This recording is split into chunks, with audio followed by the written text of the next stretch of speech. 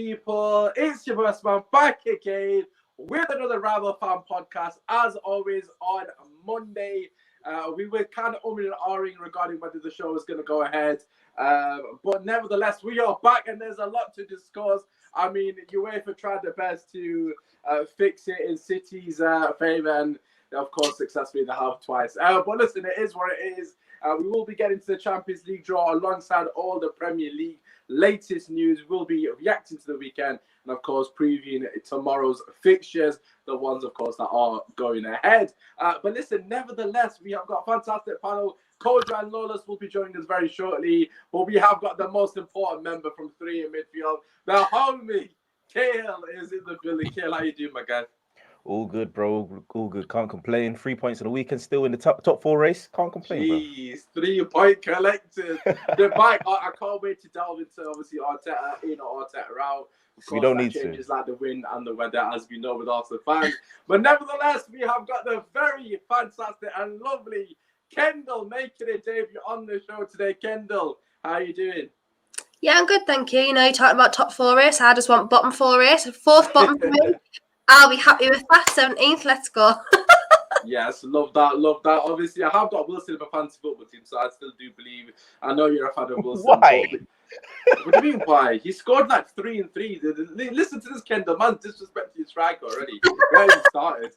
I listen, I know talent when I see it, and Wilson's been fantastic. He just needs a service. But anyways, Kendall, it's going to be a good show for you because it's going to be up and down. You've got a chance to talk about the current champions of Spain, Atletico Madrid, and also relegation favourites Newcastle in one show.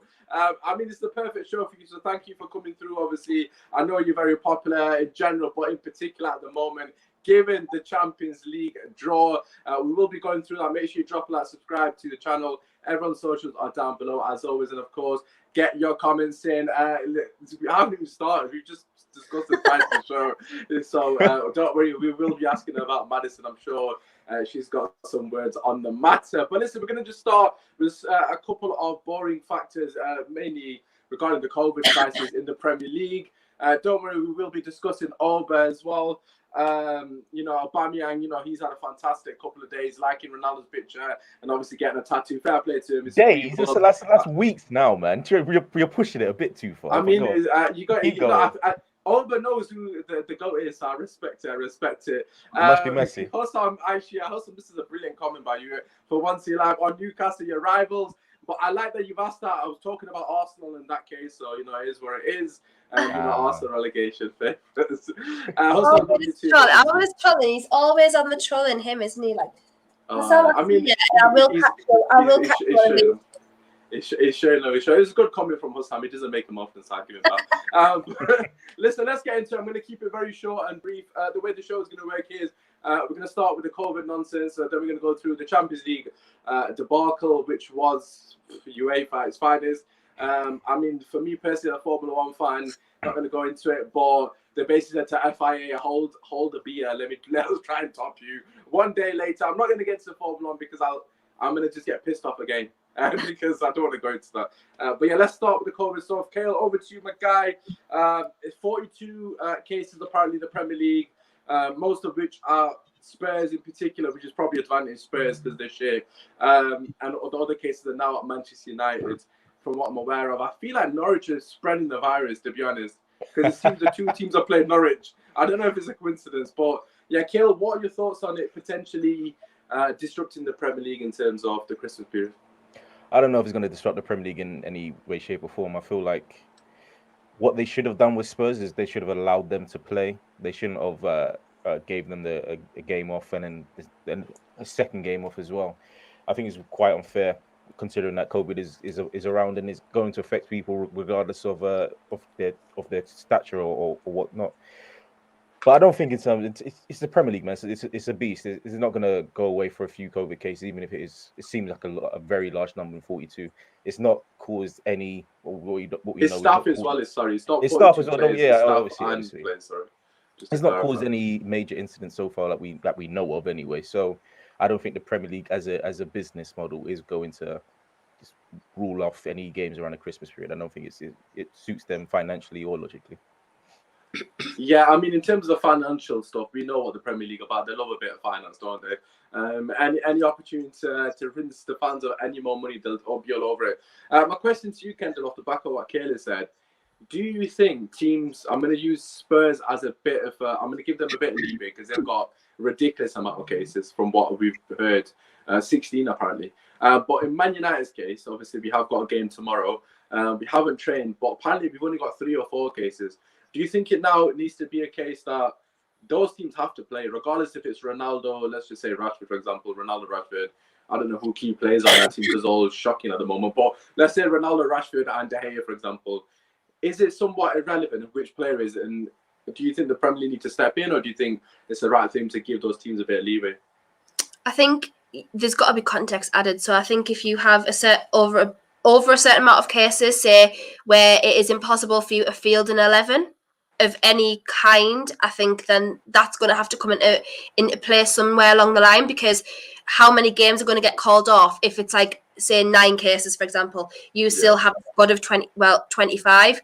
So you still have, or 23 in the Premier League. So you still have enough to field an 11 and some substitutes at that point.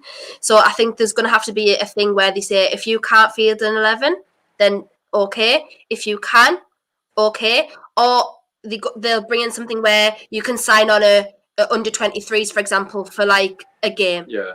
Bring in that sort of rule. Yeah, that's a good point. Otherwise, they're going to have to cancel literally all the games going forward. If you cancel it for 4 players simply because Ronaldo's got it, then the next club's going to say, well, Callum Wilson's got it, so we've only got 3 cases, so you have to cancel Ronaldo that. And Callum Wilson, I mean, I don't see any.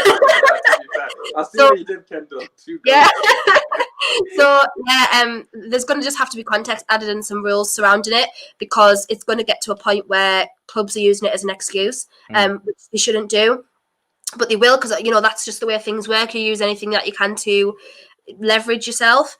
But yeah, other than that, there's going to end up having to be a break again in football, depending on, because there is a significant spike now if you look at the cases, I think from like the beginning of October to now, 42 cases is a significant amount, because the previous biggest amount was like 16.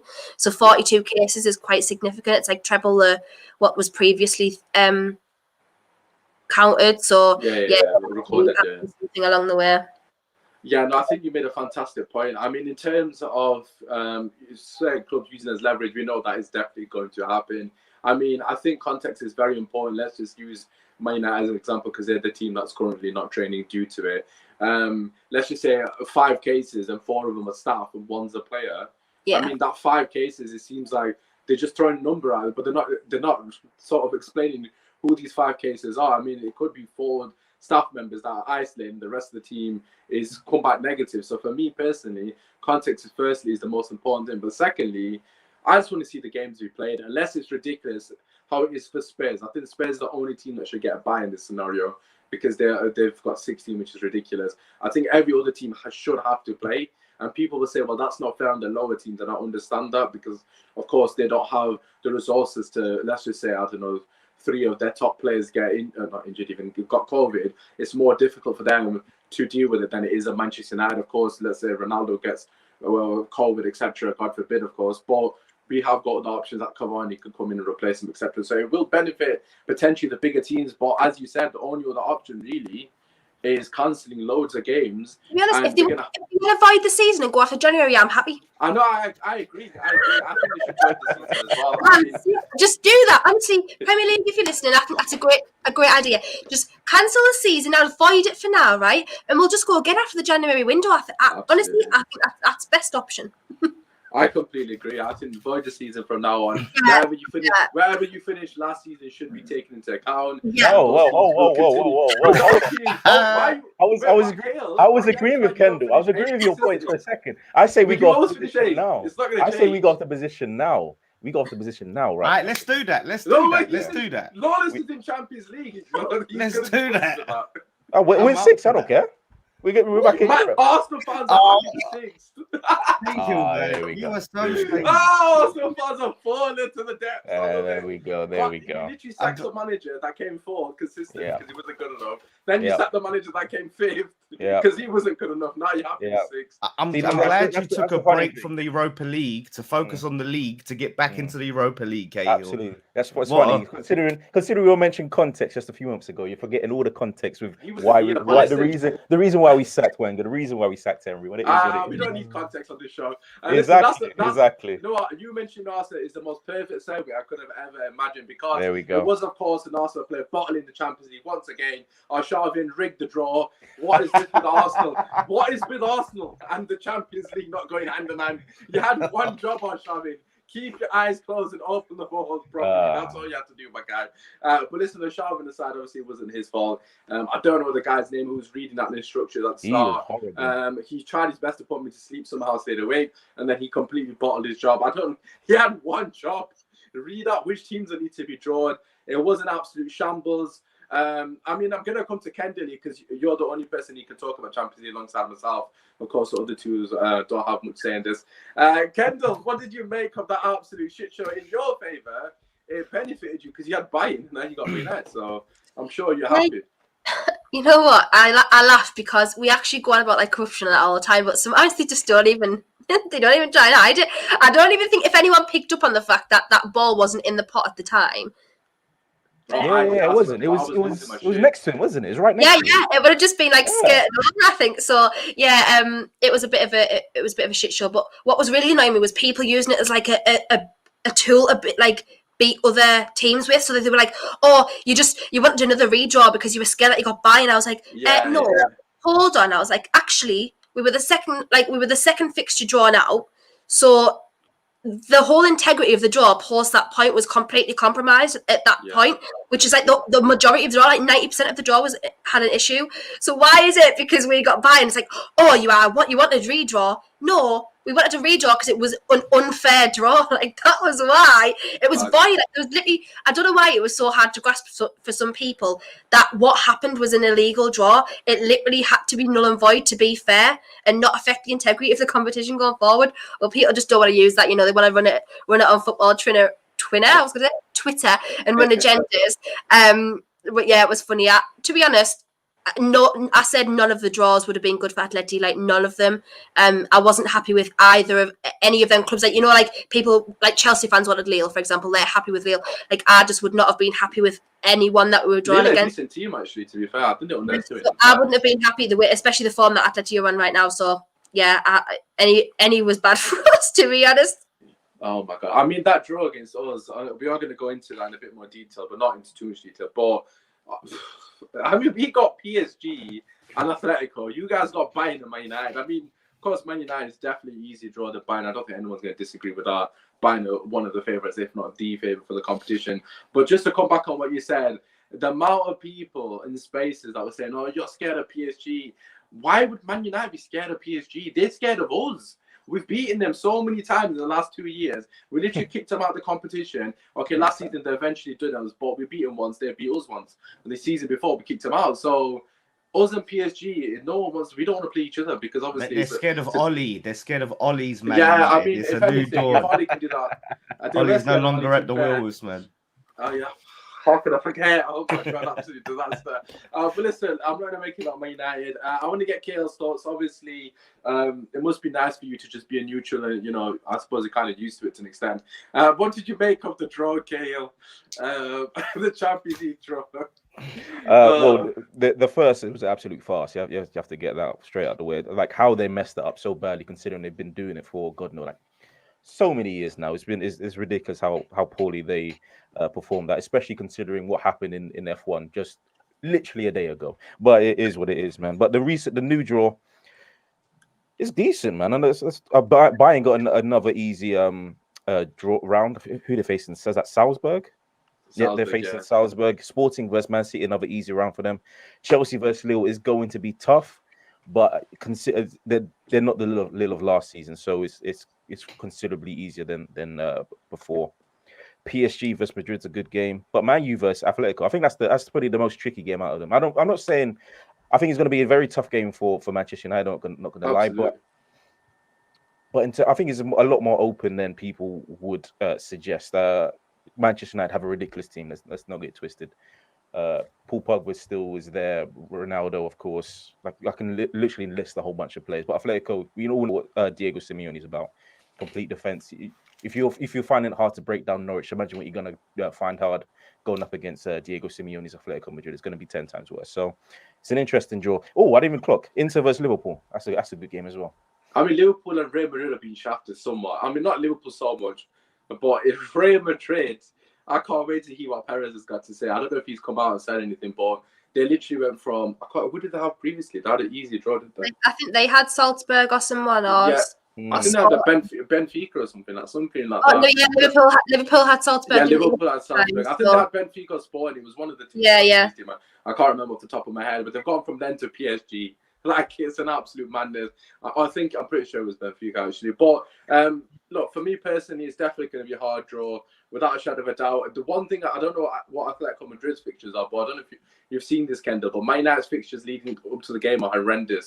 We've got literally Man City, Atletico Madrid, Spurs in 10 days, and then we've got Liverpool, Atletico Madrid for the return tie. And then Arsenal, something stupid like that. So they've just completely killed us. So that's why we needed an easy draw badly. Like, us playing Atletico Madrid is going to be so difficult in terms of the way you guys play. It's a very physical and difficult game in general. And then you got Man City going to wear us down. Spurs is shit, so free hit and all that.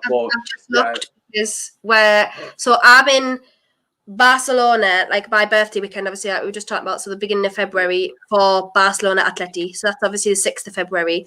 Then we've got Getafe and Osasuna, who are in the bottom half of the table. And then we've got you guys, and I'm in Madrid for that game as well. Oh, right, nice. That'll be okay. Kendall. Right. Okay, I mean, I would love for you to celebrate your birthday in style, but not on that occasion.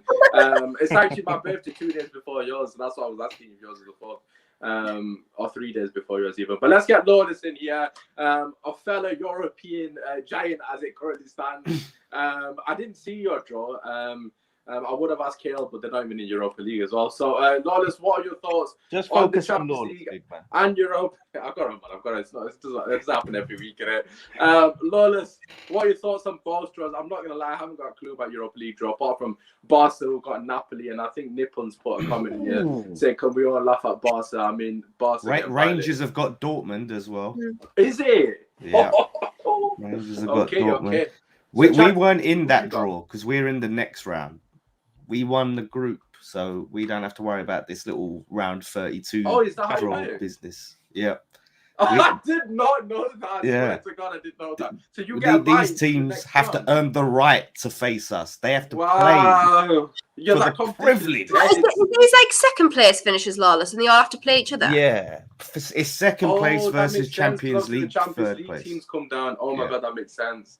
Oh my days, yes. I never knew that. It just didn't occur to me at all like that. It just did not occur to me about all the technicalities. But yeah, of course, that makes sense. And to be fair to them, does something well actually. And I think third place Champions League drops in and has to play in a playoff against second place Europa League, and then third place Europa League drops down to Conference League to play in a playoff against second place Conference League.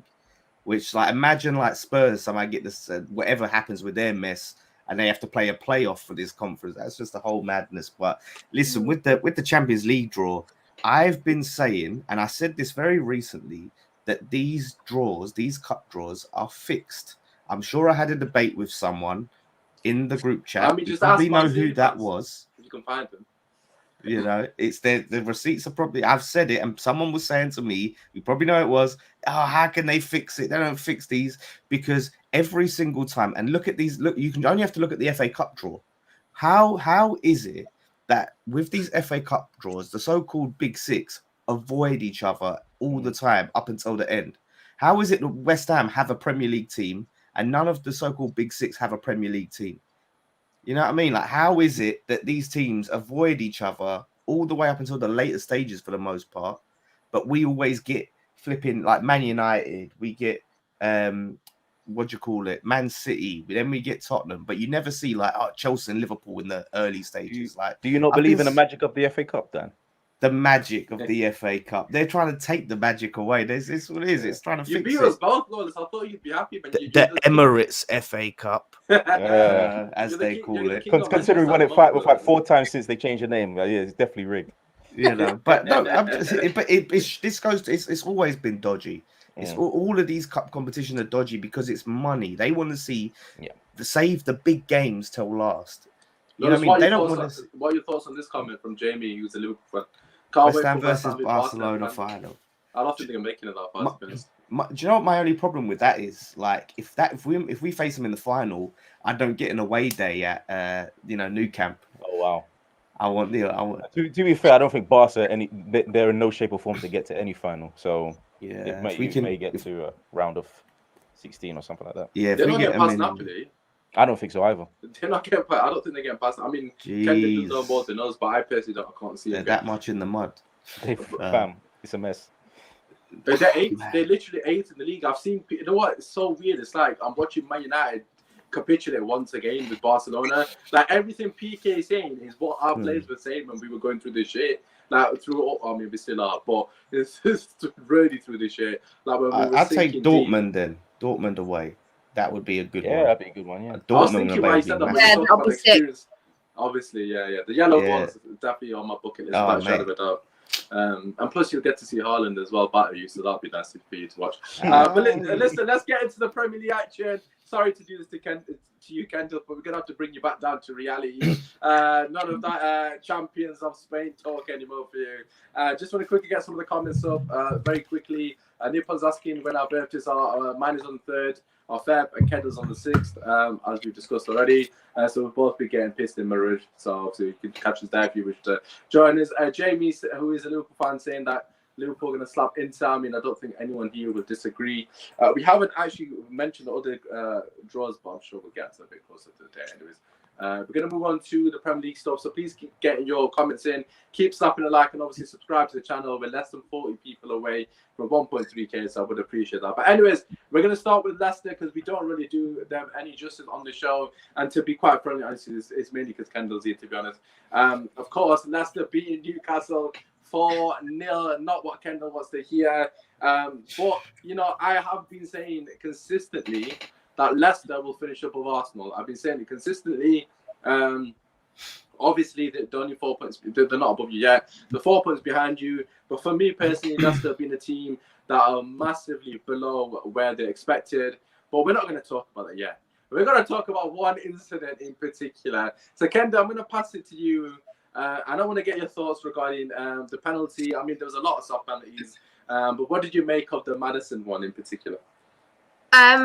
I don't think it was a penalty. I think it was simulation. In my opinion, in a lot of other people's opinions, I think probably 95% of my Twitter, who, like, regardless of who they supported, even Leicester fans were like, "Yeah, that's being given," and I don't know how. I think Lascelles he won the ball anyway, planted his foot, and James Maddison made the most of tripping over his foot. If you are a forward, you're going to do that. You're going to make the most of it going down in the box regardless. And I know that. I'm not naive. I get that. Because if you stay up, the referee lets play on because it's like an advantage. So I understand going down. But in the way that you were going down, that's what frustrates you. It's just the mannerisms in which you do it. So that was really annoying. And then from that point onwards, I wouldn't necessarily say it changed the game because, like, I wasn't expecting us to win. But it did change the narrative of the game then going forward because our game plan was totally shot after that point. We had to make changes and it was quite early on in the game. So, yeah, if you look at the stats, the stats are very equal as well. We had the same pass accuracy. We completed more passes. Like, we had more possession. But it just, the way the game went through our defenders, sadly, it didn't go well. So I thought 4-0 flattered them, but you know, it is what it is at this point. We're chasing shadows at the minute. We are just desperate for points, and the desperation's showing a little bit now. Yeah, no, I think in terms of what you said regarding the game itself, it was fairly even. I mean, I actually thought you were going to get a result. I know that's a bit mad in hindsight. Honestly, you're not the only one. A lot of people did, I think. Yeah, I know the reason I said it, I know I've just picked up Leicester, but the reason I felt that you would get a result is because I thought it would be an open game. And as I mentioned prior to coming down on the show, I do think you have quality in the final third. It's just the service is not there. Like people like Callum Wilson, right? If he has 5 chances a game, he'll probably score 2 or 3, realistically speaking. He's a Premier League proven striker. He's done it time and time again. Even this season, that's why I've got him in fantasy football. The half chances, he's taking it. I know he scored a penalty, and then after that, he's got a bit of confidence going. But I just feel like with Newcastle, it's the midfield. I know the defense is shocking. That goes without saying, but the midfield for me is non-existent, and I'm personally a bit disappointed with Eddie Howe. I'm not gonna lie, and I know someone here that does not rate Eddie Howe at all. So, Cahil, are you somewhat surprised at the way? I'm intrigued to see your answer, but are you somewhat surprised the way Newcastle? I mean, I've got a question for you after this, Kendall. But I'll come back to it. Are you surprised, Cahil, with how Eddie Howe has taken to the Newcastle job? Not really. We've all known his defensive record, especially with Bournemouth, that with poor defenders, he's been absolutely shocking. And the simple fact of the matter is, regardless of the team that he comes up to, regardless of the amount of money that they have to spend in January, which he hasn't had the ability to spend now, this was always going to be a result. Yes, Leicester aren't exactly in the best form of their lives. They dropped out of the Europa League into the Europa Conference League, where Brendan Rodgers says, I've never heard of that competition, which is very arrogant on his behalf, and that's another manager I don't really rate. I know, you don't like Brendan either. No. You rate Arteta though, which is surprising. I do rate Arteta. I don't rate Arteta. No, but Eddie Howe, man, yes, when he gets everything going towards him and when everything's firing, he can play some decent football, but decent football isn't going to get results sometimes, man. Sometimes you need the nitty-gritty. Sometimes you need to prepare your team to be defensive. And he just doesn't have the ability to do that, man. I think he was the wrong appointment for Newcastle. I understand that they wanted to get as far away as possible from Steve Bruce. But, man, this might have been a bigger mistake than keeping Steve Bruce. Because I think with Eddie Howe, you stand a very good chance of going down. I honestly don't rate him that much. I think, yes, he had Callum Wilson firing at Bournemouth, but this is a very different Callum Wilson. The ACL obviously changed his game drastically. And Saint-Maximin isn't exactly great when it comes to this final delivery or final third at getting goals and assists. He's great at the dribble, but his goals and assist numbers aren't exactly good. You got it. I'm not going in, bro. No, I'm liking it. You're being honest, man. I like it's honest. It's honest. I'm sorry I'm sorry, but I just don't see any like Eddie Howe. You honest, Kendall, you fucked up massively with Eddie Howe. I didn't massively. Do you know what? The problem is, I think like I would like to have seen if they like had everything, if they were stabilized, like say you had someone like who could have focused on the relegation battle, keeping you up, then bring in Eddie Howe afterwards in the summer and then get the transfers in. I think it's the timing, and I think it's probably a little bit bro. unfair. But you say, do you honestly want to give Eddie Howe a transfer budget of 150 million? He bought Nathan Ake to Bournemouth. Nathan Ake was good for them. This contract is only 2.5 years as well, so I don't think they have thought long term about it. Nope. Because they probably just thought to like the end of the season, see what happens, and then if not, off you trot. But like, and then they've probably thought long term in terms of, well, if we go down, he's managing the Championship, so we don't need to get rid of anyone.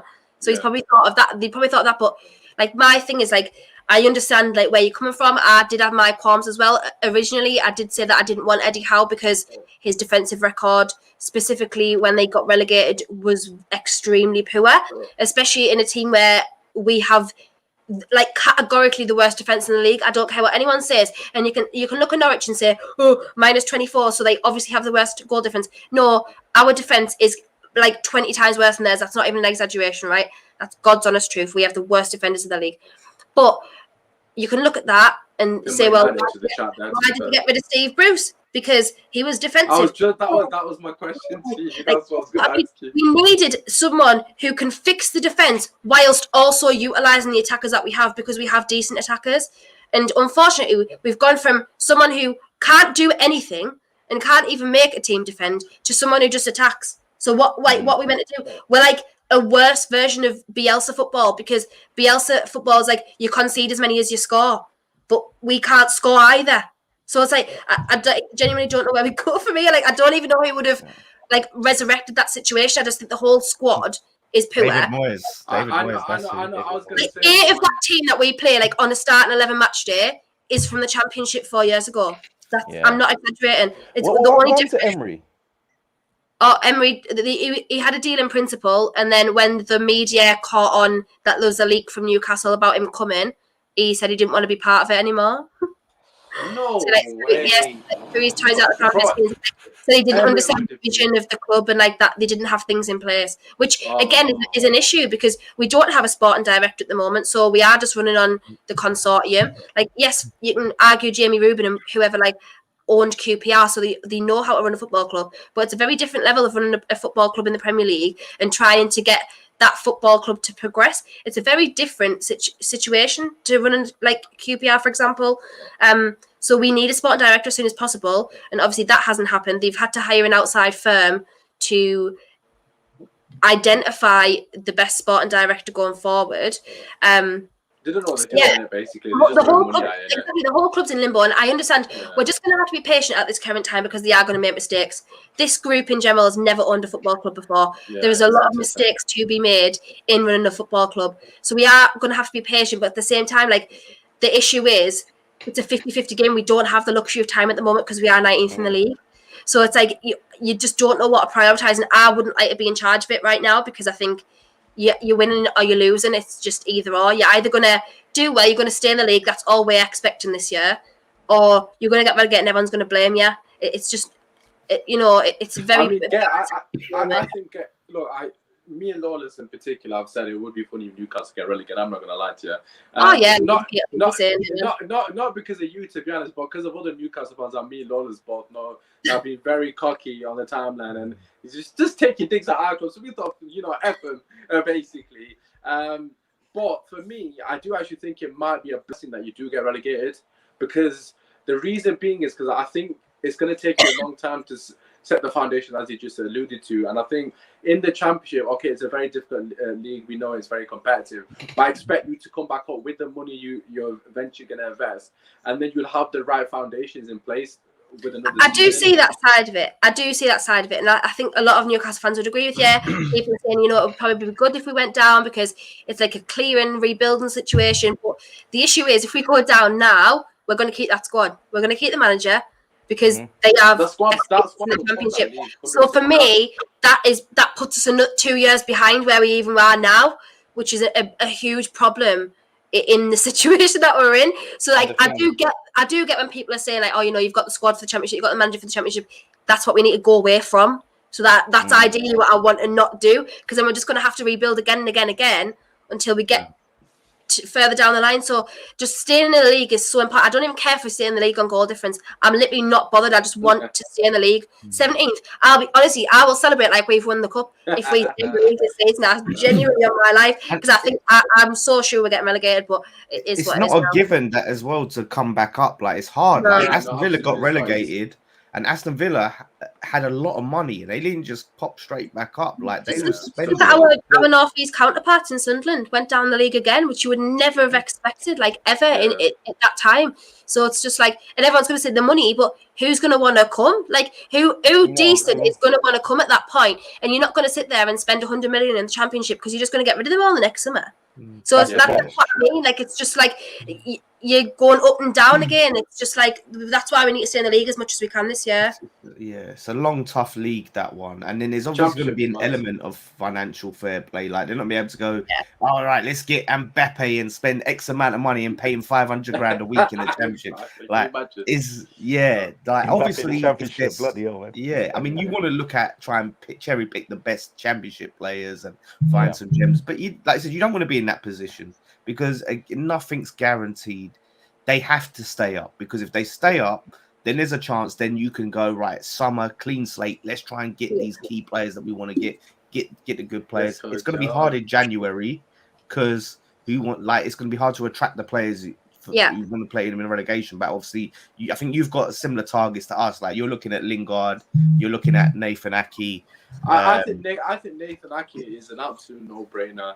Absolute no-brainer. I know people want to agree with that, but I think because he's at Man City, he's clearly not at the level of Man City. But I don't know what your thoughts are, Kendall, but he comes into your team, he's got a bit of leadership, he's got experience in the league, and he'll completely rejuvenate the players around him. I mean, you do need a lot of defenders, don't get me wrong. Yeah, but he's a quality centre back.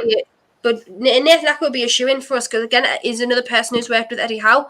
And, like, that might seem like, oh, dear. But at this point, like, we literally need familiarity. Like, that's what we need. We need someone who's basically a surefire player. We don't need, like, to go... Say, like, Ben Botman, for example, is another one. And everyone's saying, right, he's going to come, the money. I don't believe that at all. But anyways, like, that's a risk because you don't know how he's going to perform in the Premier League. And if you're literally needing to stay in the league in 5 months, he might not even do anything. Like, he might come in, he might be absolutely horrific. I mean, he probably not, but he might be, and that's a risk. So we need to be going for, like, the likes of Ake, Connor Cody, James Tarkowski. Like, they're my people who I would want. I don't think Tarkowski is going to come. Not because he's only got 6 months left in his contract, so Burnley are going to hold on because they're going to get. It's a case of do we go in and say, right, to Burnley, right? There's 30 million, right? You're not going to get that in the summer because he's out of contract. He's on a free. Yeah, if they agree to it, or if we wait 6 months and just say, well, we don't need him right now. We'll just get someone else, like, for the moment, and then we'll go in for him in the summer on a free and just offer him, like, the highest wages out of everyone else. So that's, again, this is what I mean. I would not like to be in charge of us right now because I think the situation. No, it's not been known before. No richest club in the world has ever been relegated. I'm pretty sure about it, or even been close to getting relegated. Yeah. So this is a very new situation for fans, for club owners, for the media, a skirt around. So, like, it's a strange situation, and just so happens it's frigging us in it. But it's interesting because, like I said, we're linked with the same players. So when January comes, we're going to be going after them. They're going to want to go to West Ham.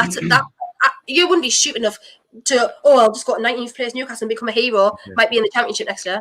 You're not going to do that. You want to go to start. You're like, it's stupid. Yeah. What you said about Ake, though, the only thing, it depends how good his relationship is with Eddie Howe. Yeah. Is if Howe can go, listen, look, come and be a part of this. You're going to be a key aspect of my defense. Come get relegated with me one more time. And but like, because he could say, look, if you come in, you're going to be the main man at the back.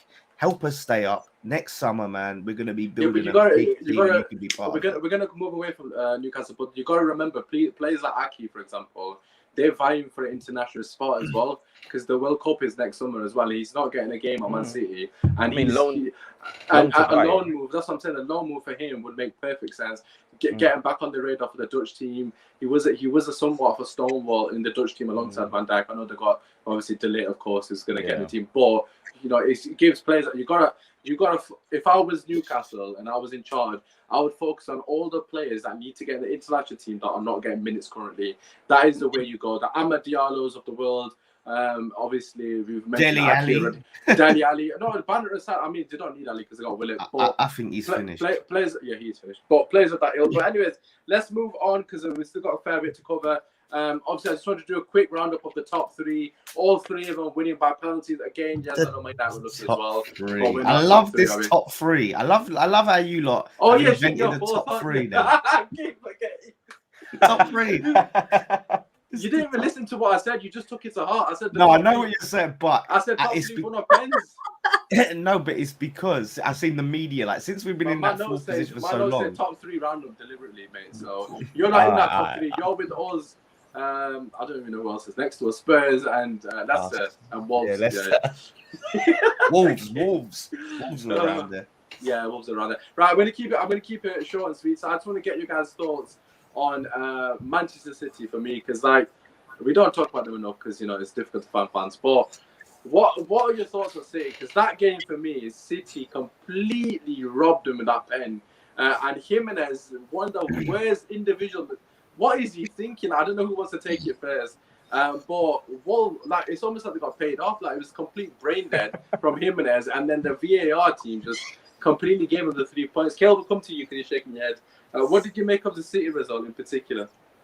Honestly, I think that Wolves done so well up until that point, up until Raul Jimenez got just. There's no word in the English language to describe how stupid that was. It was so ridiculous. You can't be that petulant. You can't get booked literally 30 seconds before and then stop them from taking a quick free kick. That's the rules. The rules are you're going to get another yellow card, irrespective of the time you received the first yellow card. So that was just petulant, it was stupid, and he deservedly got sent off. And then the penalty, man. I don't know what VAR is doing. I honestly, I don't understand what they're doing. They're at Stockley Park. They have all the time in the world to decipher whether somebody's if the ball hits underneath somebody's armpit, whether it's a penalty or not. It's not a penalty. They didn't deserve that penalty, and they didn't deserve the 3 points because Wolves, like I said before, they played well. They deserved to take something from that game. I mean, I feel like we could have done a full segment on it. Was it a penalty or wasn't it a penalty, to be honest? Because there was about 5 that were a bit somewhat controversial in the Premier League. Kojo, we'll come to you. I was going to give you the Liverpool game because I know how much you read Gerrard. But just give us your thoughts on the top 3. I think, Kojo, your mic's muted, Machi. There you go. Just give us your thoughts on the 3 games. Obviously, you can pick whatever game you want to talk about. So the top 3, obviously, the Chelsea, Liverpool, or City game. Which one stood out for you, so to speak? Which one stood out? Chelsea, funny enough, because for some time now, I think Kendall brought up as well today that, Chelsea, people are talking about when they get into like second or third gear, but they're not even touching that right now. But it's a case of, are they not touching it because they don't know how to get into second or third gear, or is it going to kick in later on in the season?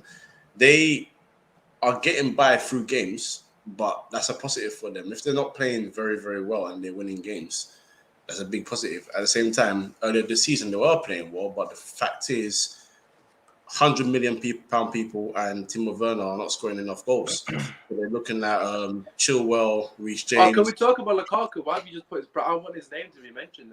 I'm calling him £100 man on purpose. There's a reason for this.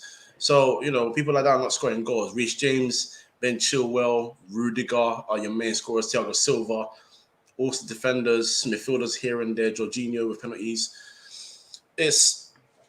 I don't know how sustainable that is. I don't know how long you can carry that on before you run out of steam. And the thing is, we're talking about when they get into second or third gear. City and Liverpool haven't got out of second gear, I'd say now, and they're looking easily better than a lot of teams here in the Premier League. So if Chelsea are going to kick into that second or third gear, are they going to be looking as imperious as the other two? And if the answer is no, they ain't got a title challenge. And their forwards are scoring more goals than Chelsea's forwards. That's just fact. And none of them cost £100 million. So, I don't know where you go for Chelsea, but they wouldn't have won that game if Leeds weren't just full of lazy and quite frankly stupid defenders or players that concede penalties for absolutely no reason whatsoever. I think Steve or Darren said it on our show earlier that Antonio Rudiger is not Thierry Henry. So what the hell are you doing chopping Antonio Rudiger with his back to goal? Doesn't make any sense. Playing for a paycheck. You got to remember that them people are 400K, dangerous. bro. Let me tell you what was playing. Let me tell you what Klitsch had. Klitsch had Jorginho in his FPL team. So he said, if I take him down right now, that's double points. I'm gonna put him in. That's what he done. It's absolute nonsense. But that was the most fascinating for me because this Leeds side should not be coming to Stamford Bridge and scoring 2 goals, let alone challenging this team. They should be getting well dealt with by this Chelsea. So that's interesting for me because myself included, I actually called them title challengers. I think they're going to win the league, but I don't look like they're anywhere near the other two. Wow, Kojo's changed his mind just like that. I mean, I think you've summed up the Chelsea game to absolute perfection as always. I mean, I just love the fact that Leeds are suffering, to be honest. It's beautiful to watch. Look, what you said regarding them being brain dead, it's just Bielsa ball, isn't it? The guy who was the media darling last season and this season, he's being found out. But you said something in that, Kojo, which leads me on nicely. 100 million, Lawless, Grealish. Chat to me. Look, every week I get proved more and more right about this guy.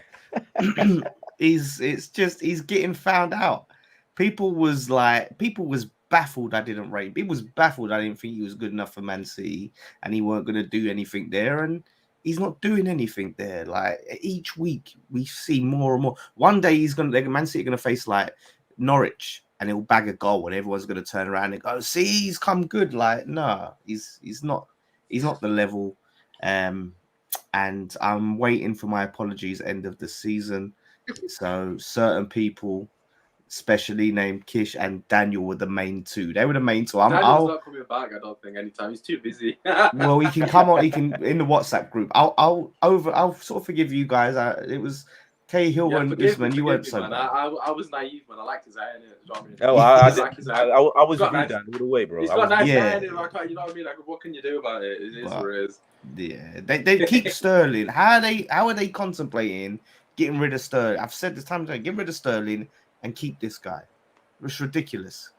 That makes no sense. They have to keep Sterling. Yeah, Kendall, what are your thoughts on Grealish and Lukaku? Because like last week's show, just to fill you in, obviously, I don't know if it was last week or the week before, but we did like a segment towards the end of the show, flop of the season, and we all obviously named different players. Grealish and Lukaku both came in that conversation. What have you made of the £200 million signings at the moment? So Grealish, for me, I didn't get the Grealish thing. It was like, it was a bit like the Ronaldo situation at Manchester United. It was like a dick measuring contest. They were like, we can pay them the money. Not a lot of other clubs can. Let's just go in for him so that we look like... Phil Foden's here. Cheers, mate. Thanks. So we look like, like the top dogs in the league because we can afford it that other clubs can't, and we're going to get the best player in the league, blah, blah. Like, that's just what it was. It wasn't like I didn't understand how he fitted into the system. I didn't understand how, other than drawing fouls from the other team, that he was going to add anything to the Man City system that they didn't already have. Because in my opinion, what they needed was a number 9, and Jack Grealish is not a number 9. Yeah. So at that point, I was extremely confused as to why he was even going there. But, it is what it is. He really needs to step up his game before he just comes like a lost cause again. Like, I'm not by any means comparing it to Jack Wilshere or anything like that, but like that sort of downward trajectory in terms of like, wow, you were the thing and you just gradually fade out and just become, I'm not saying he will do that, but that's what you don't want him to do, especially when you've spent that much money on a player like that. But he's just going to get in the squad because it's going to be like a case of you're going to fit him in regardless, like fitting square pegs in round holes. You're just going to, that's what you're going to do. Lukaku for me is a strange one because when he initially came back, he was firing on all cylinders. He looked good, he looked sharp, he looked fresh. And, I thought he was going to prove a point. And then it came to, he got injured, out for a couple of games, came back. Everyone was getting on to him about his weight again, which I thought was very strange. After the last time, I thought that's a very strange route to go down. But he just doesn't look like, again, another one, he just doesn't look like he fits into that Tuchel system right now, which is odd because that's, again, another team, that's what they needed. They needed that talisman striker because Werner wasn't it. But he just, I don't know. Lukaku, for me, he's a little bit like Callum Wilson in the sense of he doesn't affect the game beyond scoring a goal. And I can't explain that any further than I do. Like, he won't, if a team's on the back foot, he won't track back or anything like that. He just waits for a goal. He's a goal poacher. I understand that's his role. But when you aren't that and you're relying on midfield to score your goals, that's a little bit of a concern to me. So it's a very funny one. But I think, again, Lukaku's just going to need a little bit more time to maybe settle back into the league. And if it doesn't work out at Chelsea, then I think at this point we're going to have to just agree that maybe he's not made to be the talisman striker in the Premier League.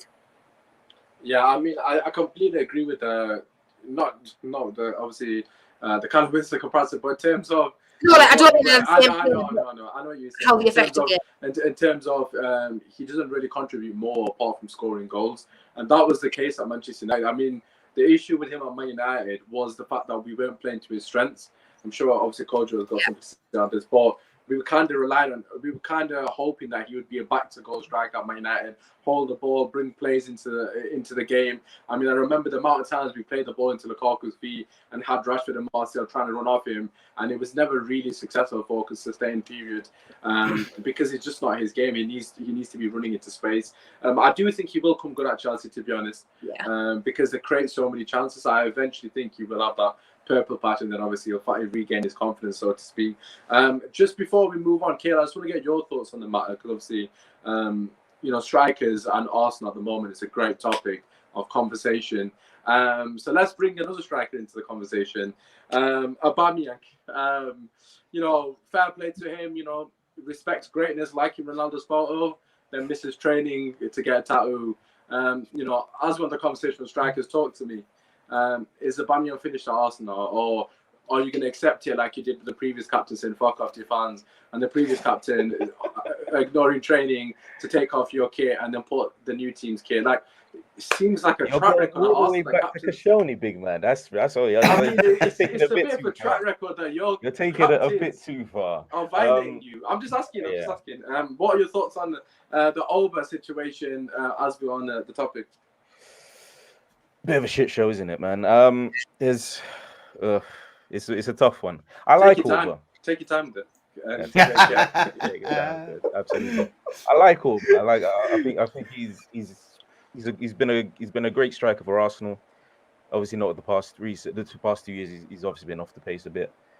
But to take time off, to miss training because you're getting a tattoo as Arsenal captain, that's impossible to come back from. I feel like Xhaka should have gone down to the fact that he told the fans to fuck off. And even though this is very, very, it's minuscule compared to what Xhaka did, it's still unacceptable. You need to be stripped of the captaincy, and you need to sit on the bench for a good while. These comments are really not fans of Arsenal, man. What is going on? Party is dead. Rodri deserves credit to his name. Ben Shite. Bro, it is what it is. Do you remember when he break like lockdown protocols or something to get tattooed before? Do you remember? This is his second. That was the first time. The first time with the tattoo. Yeah, like he weren't supposed to be like. To be honest, the reason why he got time off in the first place was because his mother was ill or something like that. So that's why he got time off initially. But if you're going to use that time to get a tattoo and not return to training on time. I heard obviously this isn't factual, but I heard the tattoo was Arteta out. Like, what are your thoughts on that? Absolutely, that's exactly what he said. I wouldn't blame him. His form has dropped ever since Arteta's come in, so I wouldn't blame him. Let's get someone else's thoughts. I'm not gonna lie here. I think you're being too nice because I think it's an absolute embarrassment that Arsenal Football Club are still employing this waste man. I'm gonna call him a waste man because the way he's treating your club is a joke. I'm sorry. I don't know that's disrespectful to say that to him, but how the hell is he, as the captain, setting an example for all the youngsters, right? He's missing training to get a tattoo. I mean, that's just shocking. You're already relying on Saka and Smith Rowe, the kids, to carry your team, and I'm not surprised because players like Aubameyang and Lacazette don't give two shits at the moment. Lacazette has been done for disciplinary as well. Obviously, don't need to go into what he's done, but he's done about 2-3 things. Guendouzi's done a couple of things under Arteta, which he's dealt with. Saliba had that incident. It seems like a bit of a shit show, Lawless. Since Arteta's come in, do you think they kind of somewhat exploiting the fact he doesn't have any experience, or do you think it's a bit of coincidence that is happening under his tenure? Yeah, I think the experience thing definitely comes into it, for sure. Like, the players don't seem to have that respect for him. He's fallen out with players before. The look at Aubameyang before, didn't he turn up late for the Tottenham game or something? The training just before the Tottenham game, like for the North London derby. He was benched, wasn't he? Because of the. And I think they gave him the captaincy to stay at the club or something to help him convince him sign the deal. No, it wasn't. We gave him captaincy because he was the best player there. That was the only reason we gave him. Because Xhaka obviously got stripped because of what he did. Yeah, that's just it's just a madness giving it just because someone's the best player. But yeah, no, look, we know, everyone knows my feelings about it. I ain't rated him from day one. People can run around and talk about FA Cup this, FA Cup that. You know, Wenger won countless FA Cups and he won league titles, and they don't have no problem about getting him out of the club, like no problem at all. So they can't, be sitting there talking about he won the FA Cup, let's keep him. He's not good enough. He's not good enough to take them to where they want to be, and that's not 6th; it's top 4. That's what Arsenal need to be looking at. That's I don't know why you're nodding your approval. You were happy with taking 6 when we were talking about earlier. Big man, taking 6 right now. I'm happy, bro. But the thing is, if you get 6th after spending 150 mil this summer, I think nearly 250 mil since he joined. I understand. I understand the logic, but the logic behind it, but it doesn't guarantee spending that money doesn't guarantee anything. It doesn't. But look at Lampard. He spent nearly like 200 mil or something that summer. He weren't delivering. They got rid of him. Like, you're investing. No, I understand. Roman's he's very like clinical and getting rid of his exactly. Roman Abramovich. But at the same time, if you look at Ollie, like, okay, Arteta did win the FA Cup, but look, I have to say this. No, right? You don't, Lawless. Because he was consistently finishing in the Champions League places, right? and they He's got gone. Let him Yes, go. exactly. That's my point. Michael Jackson, he's out of my life. Why are you bringing him back? No, you need to hear this, Kojo. He's part of your legacy. He's part of your legacy. You have to. How dare you? Yes, he's there, right? He's there. Wow. Like Usman was Look just what Morgan romancing the does. all wins over PSG. Yeah, who did that? Ollie, right? I said romancing. No, it wasn't. He was. It was Diego Dallo and Marcus Rashford. How? Look, Exactly. What about the apparently Who chooses the team, Kojo? They don't decide to play themselves. Come on, Ollie. Ollie chooses the team, you know. Exactly. Listen, Steve Bruce got you more points than Eddie Howe. You have to join him, man. We can all play this game, Kendall. Eddie Howe got us our first win of the season, excuse me. So don't be putting Steve Bruce into that got conversation. 99 pace on Very much FIFA, that is so- a progression. He's always trying to tit for tat Usman. But no, but what I the love point it. is, they got him out. They got him out. It weren't good. Like except it weren't good enough to be outside in the top four. Even being in the top four weren't good enough. Like if you're supposed to be a big club, and you're supposed to be a fans of big club, then hold your club accountable like a big club. Otherwise, you're just gonna end up like Everton. You're just gonna be Everton, and I think that's where Arsenal are heading. And you guys need to really change that attitude. Stop accepting mediocrity, and say it. I'm not even thinking. Yeah, the thing is, Cahill, I'm not saying that you're happy with it, but like, where's the Lawless? He was saying progress is 6 this season, bro. This is what I'm saying. Where's the How is fire? that progress? It is really, like, if you're being realistic, that it is progress. No, I don't Thank think so. you, I don't But think it's the progress. thing is, it's progress. Like, but they've progressed 2 places. No, But they've not. Next, then next season they can progress another 2. Then they'll be back in top 4. Then they can stay there. You know what it is, Kendall, They'll right? bring Wenger back. I was with you there Facility for a back. second, Kendall. You had me for a second. He's creating his own progress. Like Arteta's like, do you know what? We're gonna finish 8th, and then if I get 6th, they'll think it's progress. Like, yeah, like let's just lower the standards so I can look like I'm achieving some sort of progress. Look. Here's my idea. Here's what my thoughts on the progress thing. That's why I backed it so much. It wasn't the fact that we were currently 5th when I was talking about progress. It was the fact that last But you're season. 7th now, aren't you? Yeah, Right? now You're we're 6th now. 7th. Yeah, now we're 7th. But the season, once again, like I said last week, the season isn't over, big man. So it is what it is. But what I was saying, for the reason behind my idea of there has been progress, because the season before we were literally battling relegation. There's no ifs, no buts. We were losing to the teams that you in the group chat say derogatory that we should be beating. We were losing to those teams, right? That's true. That's true. I'll give you that. Back then. We had players like David Luiz, had players like Willian in the club. And then David Luiz has scored more goals than like Lacazette in the last season or something like. Has he now? I've never been Lacazette. It's probably like one between it. Like, I've never been Lacazette's biggest fan, so he can take the slander for what I hope that's not just true. to see if it triggers Gales to be fair. Bro, you know how bad I believe it. That's how bad I think Lacazette is. That's how bad I think It Lacazette seems is. legit. But no, but anyway, look, I've always been Arteta out. So you can't say that I'm this guy. You wasn't Arteta out 3 weeks ago. Roll the clip. I was No, I'm Arteta joking. out. I keep on saying it. You were backing. No, you were defending him. Fam. When When you beat Spurs, were you Arteta in? He I was Arteta out back then. We did a manager's ranking, yeah, and Yeah, you should have oh seen my when we put God. him. Bro. Okay, no, don't start because you man put Gerard last, so don't start. fam. No, we didn't. We didn't, Kojo. We moved him up. We moved him up. To 19th. What do you think? That was one of my questions, Kojo, to you actually. I was going to ask you, is Gerrard still 19th? But look, you He was fought never 19th. for Arteta to be top 6, but you finished 12th, which is where you belong in it. But listen, I want to move on nicely to the preview. We haven't mentioned West Ham's fantastic result against Burnley because we're just going to preview the Arsenal Burnley game very briefly. And who else than a resident West Ham fan, Kojo? Kojo, what are your thoughts on West Ham against Arsenal? Let's just pass over the Burnley game because we all want Burnley to get relegated. Let's be real. So Kojo, what are your thoughts? Arsenal against West Ham. Huge game for both teams for different reasons. Bragging rights. If Cahill wins this, West Ham in the mud to an extent. I'm sure Lawless will also I'm just trying to trigger everyone really. Kojo, anyways, what are your thoughts regarding the game?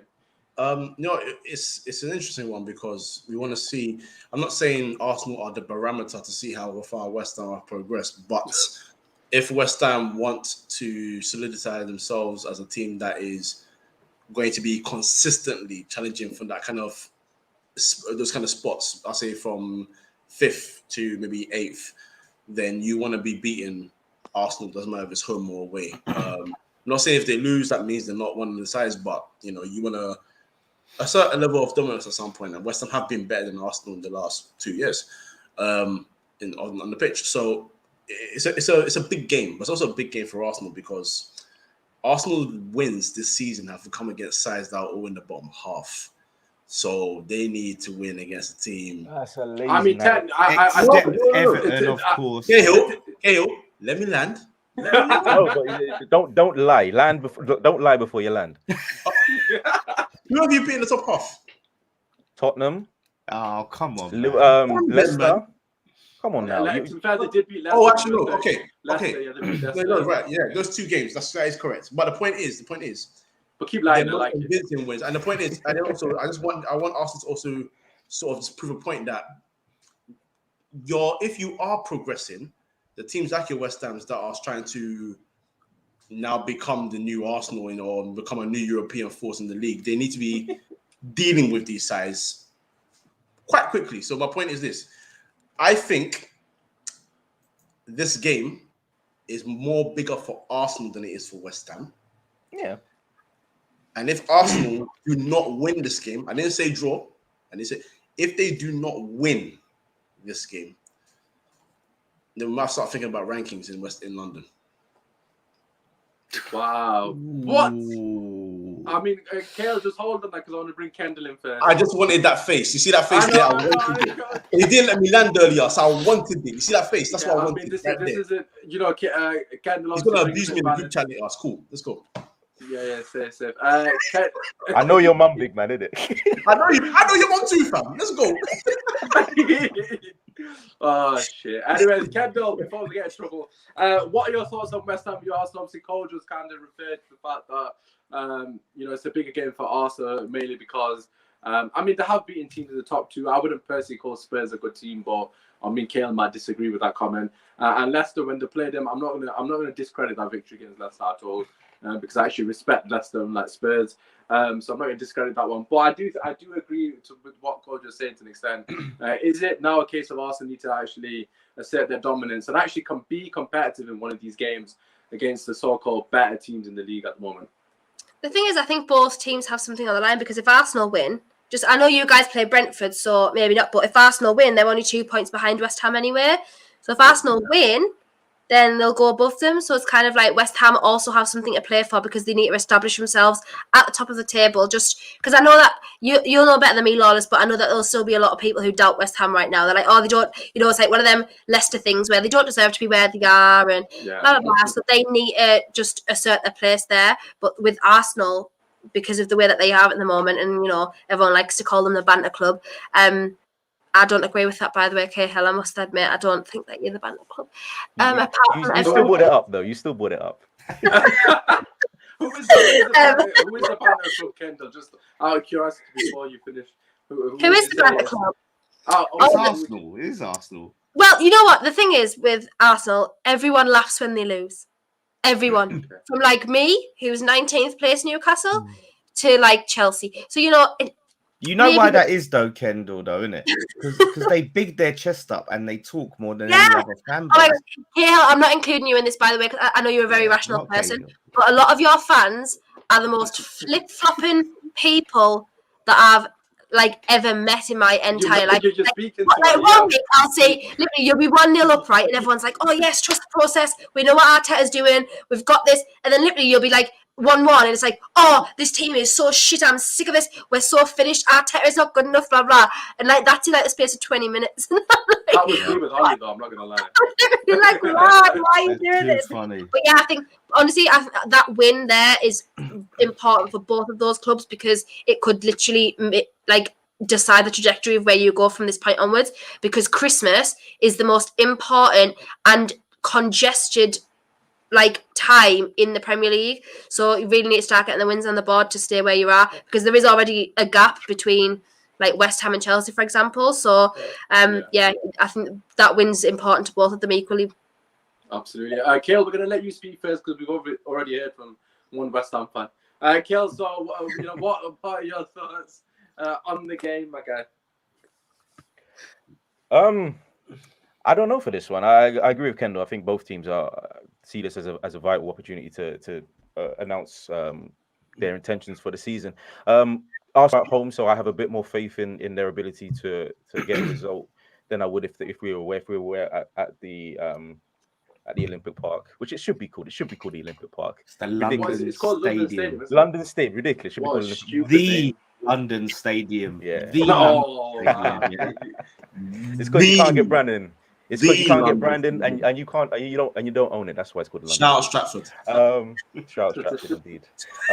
But no, man, it's going to be an interesting one. I agree with Kendall. So whoever wins this one has bragging rights. And by the way, if we do win this, I'm coming for next. Just make sure you know that, please, Lawless. I'm coming for your neck. If you win this game, if we win this game, considering what I've been going through for the last 2 weeks, I'm coming for next. You won't see my neck. Don't worry. Lawless will be doing his best impression of Kish. Lawless, last but not least, we're going to get your thoughts on the game, and then we're going to get score prediction. So, just in case if you are joining us, what we're going to do, we're going to quickly rattle through all the top games, so to speak, and then give our score prediction to end the show. Obviously, we've been going over an hour. If you are joining us, please do slap a like on the video. Of course, subscribe to the channel. Everyone's socials, including myself, are down below. Regarding Manchester United, very briefly, I know there's a few Man United fans in here. Not that anyone's actually asked because they don't give a shit. We're relevant, quite clearly. At the moment, the Man United game is still on, but I'm sure myself and Kojo would agree that there's no way it's going to happen. So we're not mentioned as basically. We got lucky against Norwich, long story short. Do you think we would have said now, though, that it was cancelled? Because, like, what about, like, you guys travelling down there and stuff? I mean, it's an absolute embarrassment because people like within our WhatsApp group, like Sems, for example, I think another lad called Kish, both of them were planning on traveling from London to the game because they got season tickets, so to speak. But they don't know what they're doing. So you know what it's like. They'll probably tell them like 3 p.m. when they're on the motorway. Do you know what I mean? Like, oh, it's cancelled. Sorry about the inconvenience, people. They don't care about the fans. Oh, the fans and all that, yeah. They never have cared about the fans. But Lawless, sorry to interrupt you, my guy. The floor is yours. Arsenal v West Ham. Put your case forward. Convince me why your team is currently better. And then we're going to all give our score prediction and we'll go through the rest of the games. Goal difference speaks for itself. You know, the goal difference, it tells the story, doesn't it? Like, we've got 9 positive plus 9 goal difference. They've got -1. So we've scored more. We've conceded less. We've beaten bigger teams. We've beaten Chelsea. We've beaten Liverpool. We beat Man City in the cup. We beat Man United in the cup. Oh, you know what I mean? You should hold up. We beat you in the league as well. We mentioned that one as well. Yeah, but come on. But we don't care about Asterisks on that victory. I'm just saying the Mark Noble thing, all of that. Let's just put that to one side. Asterisks. The asterisks, yeah, the Mark Noble thing, man. Say pens don't count in the club, they don't count. Yeah, but that's you can't bring on players and carry on. You was on the right. But alright, yeah, cool. We beaten them. They talking about we beat Tottenham. Like we beat Tottenham. Oh yeah, we beat Leicester. As Leicester to say the 3-1 like, the chat. Love it. You know what I mean? We battered Leicester. So all of these teams that they're hyping about that they beat. Look at these top half teams we beat. We beat them. We beat Everton. Like what happened when they played Chelsea? What happened when they played Liverpool? So that's what I'm saying. I'm just saying that's my case of why we're better right now. You know what I mean? You missed out. You should have said what happened when they played Arsenal. They literally just beat Arsenal. Who? Everton. No, I just said. Yeah, no, that's what I'm saying. I was alluding to. I weren't. Yeah, I didn't say it, but I'm saying we beat Everton, and you know what I mean. We know what happened, don't we? That's my case for why we're better than them at the moment. However, I can't sit here and take this game for granted, right? I've seen this fixture too many times. West Ham at the Emirates. I've seen us batter them. absolutely batter them time and time again, somehow, some way, they come out with the victory. I've seen it play out over and over again. Will be the better team in that game. They win. It really upsets me. Or we'll be winning and they'll come back and get a point. 3-0 at home. Ended 3-3. That's why I've always said they're so jammy. Because somehow I'm really sensing a lot of animosity in your voice. You seem like you've really been through the ringer the last this fixture, couple man. of decades with this. This fixture, I hate it. Lawless, give us your score prediction, my guy. Give us your score prediction. But this, I think this is going to be interesting. Like I'm feeling confident. I'm gonna say, I'm feeling obviously somewhat confident. Obviously, that little thing in my head, what I've said, but I'm going to say 2-1 West Ham. We do have goals all over the pitch. We have the Bowens, Antonio. Like I was just on the Lee Judge's TV, and when I brought up the fact that Antonio ain't scored in like 9 games or something, all the Arsenal fans were like, "No, like what?" Yeah. So I'm hoping that this Arsenal curse is alive and well on Wednesday. If he manages to pin Ben White, we're fucked. He's gonna. I mean, he's gonna bully them, but I can't wait for that battle. But Cahil, give us your. Go on, Norris. Right, I just want to say the midfield battle. We got to talk about Xhaka and Partey versus Rice and Souček. Come on. I mean, Cahil, I'll pass that to you. I mean, go and defend your. He knows who's won this. I just want to see who's gonna say it. I just want to see who's gonna say it. Partey. I mean, I could play the clip one more time, but don't worry, I will do it more for you, Lawless, if you will, my guy. Boy, Cahil, defend your midfielders, man. Garner Graverson. What? Why are you making me do this, bro? Come on, Cahil, man. This is awesome West Ham. How do you want me? How can I absolutely spit roast fucking Partey for the entire 2 years that he's been there? And you expect me to defend him right now, bro? I can't do it. I can't. Xhaka, come on, bro. I mean, Xhaka is a fan favorite. Xhaka is a fan favorite. Absolutely, man. Love that guy. I can't. Okay, Cahil, give us your score prediction then. Okay, let's get. With all that being said, it's late. I know it's late. We are jammy against West Ham, so I'm going to say 3-1 Arsenal. 3-1. Hey. No, you know what? That whole 40 game record is going to be in the mud when it comes to us, isn't it? You're going to be the team. We're going to be the team. Us by more than 1 goal after 40 games. Absolutely. Arsenal. Absolutely love it, Cahil. The team that's struggles to score a lot of games unless it's, little Southamptons or teams like that. Like, you ain't really banging goals like that. We beat Spurs 3-1. We beat Leicester 3-1. So we get 2-1. So we can beat you guys. Form goes out the window with the Spurs tax, whatever. But come on. Every time you mention it, but Spurs are meant to bang us that game, so it is what it is. Yes, Cahil. But when do they bang you at home? Hardly ever. So. Oh, I kind of want Cahil to win that. He's come with chest. I like it. All right, Kendall. This team's gonna do me dirty. We're gonna lose 4-0 or something like that. Cahill, mate. Cahill. If that happens, oh my god, you can hide for like a month, and then pop your head back up. I will be there, and we'll talk about that game. I don't care. Hey, Lawless. Hey, don't worry. I'll take you to his yard. Just meet me. I'll take you to his yard. Yes. I'll be there. I'll be there. Anyways, all with you, Kendall. This is basically how our show is every week. But I do apologize. But anyways, just us bantering each other, really. Kendall, what's your score prediction? So we've got a 3-1 from a Guna and a 2-1 from a Hammer. Yeah, so I'm going to go a bit in the middle. I'm going to go 2-2 because I think luck will play in Arsenal's side. Obviously, they're at home.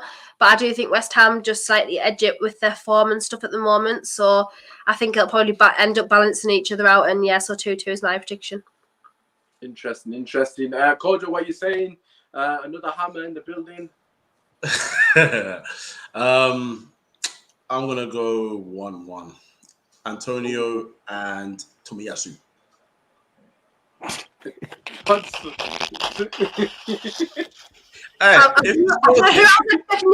it wasn't Tomiyasu.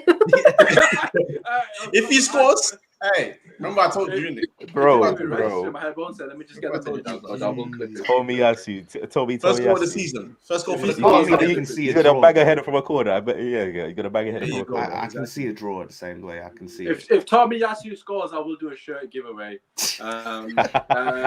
Any kit you want, obviously you gotta drop a like on the video. Don't worry. But only come back to the video if he scores and comment. Don't do it otherwise. But anyways, right, let's get off my score picture. Shit, my bad. I mean, I'm somewhat conflicted, but I remember last season, as Lawless was referring to, when West Ham battered him, and I remember doing the show so clearly the day after with Lawless and Cahil, and Cahil was, Cahil got the last laugh, but I think Cahal's going to get the last laugh again, and I think Arsenal going to win 2-1. I just got a feeling that Arsenal is just going to somehow nick the win. I mean, again, it's going to be a tight game. I just got a feeling Arsenal going to nick it because the love a result. I think Antonio will probably score. But listen, let's move on. So we have obviously covered all the major teams. Man United against Brentford. We're not even going to waste our time on that because I don't think it's going to happen. So let's go over to the tightest game of the weekend, probably in my best opinion. Liverpool hosting Newcastle. So Kendall will let you start with this competition. Wow. Well, all I'm going to say is we're 7 goals in front of Norwich at the moment. So, might be equal at the weekend. Well, not the weekend, but midweek. Not expecting anything from that game whatsoever. So, yeah. Although we should have beat them last year because one of our goals got disallowed and it should never have been. So it should have been 2-1 last year. So it was 1-1, So maybe, but I just can't see it, guys. Not going to lie. I think it's going to probably be like 5-0. Someone said it's got a draw written all over it. I mean, that was. I don't think it's about us. That was West Ham. Yeah, thank God. I don't think it's about us. It certainly doesn't have draw written all over it. It has Liverpool 7-0 written all over it. Not going to lie. Wow. Maybe you should have kept Steve Bruce for this game. It's a no from me. It's a no from me. But yeah, I cannot see a result from that. I think it's going to be at least a 3-0. I can't see us getting past them, but I can see them getting past us quite easily. So yeah, not expecting. If it's 3-0, I'll actually be glad. Wow. Okay, fair enough. I don't blame you. I mean, it goes without saying that Salah is going to be the most captain person in fantasy football. Yeah. Cahil, score prediction for this one. What do you reckon, my guy? I feel like Newcastle might channel the spirit of Aston Villa and nick a 7-2. You know what? Yeah, if that happens, I will give 3 shirts away. Then you got to apologize to Eddie Howe, Cahill. You got to apologize. I will 100% apologize to Eddie Howe. 7-2. If that happens, yo, whoever's man in match Kendall, your shirt is on me. You put it that way. I'll sort you out. I got you. Right, Cahil, what's your actual score prediction? 5-0 Liverpool. It must be written in the stars. We'd love to see it. If Newcastle win, can they remember it was Cahil that spoke it into existence? Kojo, what's your score prediction, okay? We have 4-1 in the chat. Bloody hell. I'll go 4-1. And Salah score 4 goals. Fuck yeah. Yikes. Bloody hell. Miguel Almiron. Oh God! I mean, I got Callum Wilson on fantasy football, so I need those goal points. So hopefully he delivers. What are you saying, Lawless, regarding this one? Like I say, I think Kendall will be a very happy Newcastle fan because they'll lose 3-0, and I think you said you'd be happy. So it won't be so. Yeah, I can see Liverpool banging the 3 and like chilling, like kind of. They won't need to do anything much. I don't think. We've got the worst one now as well ever. Like we've got Liverpool, Man City next, and Man United afterwards. I know I've got. I don't know. No, don't say that because I know what's gonna happen. Like, wait, is that at St James's Park? Ragnick's at the wheel. You guys need to be. The next 2 games, both Manchester games are at St James's. Yeah, Usman, don't call me on that game, please. You don't sound like a fan whose team is back. I know Kojo, but I'm not liking this negativity. Back, to be honest. You were back. You sound like Gary Neville, to be honest with you. I know. John Cena came back. The Undertaker came back. Roman Reigns came back. Man United have not come back yet. Don't. I was thinking about you going with that, but I like it. Cue the John Cena theme music for Via Kojo. But listen, my score prediction 4-0 Liverpool. I mean, hopefully Newcastle get a jammy 1-1 or a 2-1. Newcastle win this Oh my God, Kendall, I told you the shit's on me, don't worry. But anyways, let's move on. Let's go Chelsea Everton. I'm going to start with this game. Everton are shocking. Imagine losing to Everton. That's what I'll say on that matter. Martin can't relate. Imagine losing to Everton. No, Kendall's not laughing. I'm assuming they lost to Everton at some point as well. But We haven't played them yet this season, They've so got them end of the year, I think. End of the year, last game of the year. I think, 30th of December we've got them. Yeah. I don't know how Lawless knows that, but fair play. For me personally, I think this is a draw. I'm going to say, they're putting in the chat saying Chelsea 2-1. I'm going to say 2-2. I don't know why Richarlison, he just seems to be up for these big games for whatever reason. He's injured. Oh, shit, never mind. They've lost. Is he? They've lost. They brought him. He brought him off because he was injured. He subbed him off. Fuck it then. Fuck it. I give up. I do apologize. I didn't do my Okay. homework. Right. 2-0 Chelsea allowed. They haven't got any hope. Right, Kojo, what you saying? 4-0? 5-0? 4-0? Easy. Kale, what's his score prediction? Yeah, I got 2-0 Chelsea. 2-0. Okay, Lawless. Yeah, I'm gonna go 2-0 Chelsea as well. They ain't really banging goals like that, Chelsea, and it's not like the defense is a completely shambles. Fair enough. Kendall, last but not least. Yeah, 2-0 was mine as well. Fair enough. We all agree. Hopefully, Reece James with the goals. But let's move on to Leicester v Spurs. Big game, actually, considering the top 6 race, give or take. Kale, let's start with you. What do you reckon? In fact, we don't even know this game is happening, actually. I just realized. Yeah. There are reports that it is happening from what I've read today. But I suppose this one's kind of up in the air, isn't it, to an extent? Yeah, I don't know. If it is going to happen, I'd say it's going to be a draw. Maybe a 1-1 or a 2-2. All right, fair enough. Kojo, what do you reckon? 2-2. I'm happy with that. All right, Lawless, what do you reckon? If it happens, Leicester's winning this, man. They don't unless Tottenham are going to be no sort of fitness, to be getting anything out of this game. There's no way they should be winning. They ain't played football. They were coming back from, isolation, all of this stuff. Not been training, not been playing games. Leicester's got the match fitness. They've got the form. Leicester easy. 3-1 Leicester. 3-1 Leicester. Oh, fair enough. Kendall, last but not least. Yeah, 2-1 Leicester for me. So that part of my reasoning, like as Lawless was saying, like they're not going to have match fitness. The squad won't have played together or for a consistent amount of time. So, yeah, 2-1 Leicester. Yeah, if you ask a Spurs fan, they've not been playing together for longer than 2 weeks. Oh! It is what it is, man. He's not his Spurs fan doing. It's all right. He got in. I know, bless him. He really tried his best there. But yeah, I'm gonna agree actually. Though he made a very good point there. So I'm gonna say 3-1 Leicester. We got 4-2 and a 5-2 Leicester wins in the chart. bloody hell, no brace Spurs in here either. Right, last but not least, City v Leeds. For me personally, this is a 3-1 City. Kojo, what do you reckon? 3-0, Man City. Fair enough. Kiel, what do you reckon? I think Pep respects Bielsa, so we take it easy on him. 2-0. Lawless. 2-1 Man City. Leicester Leeds will score. Okay, last but not least, Kendall, to end the show, what's his score prediction for this one? Yeah, I think 2-1 as well. I think Leeds can score against Man City if they I think they did last year, didn't they? So if they can last season, sorry. So yeah, 2-1 Man City. Bloody hell, 6-0 Man City in the chat. What is going on? Okay. Score predictions in the chat. Everyone's like 7-1, 5-2. Like that very rarely happens on the Premier League. The 7-1 was Grealish to score 2 hat-tricks, yeah?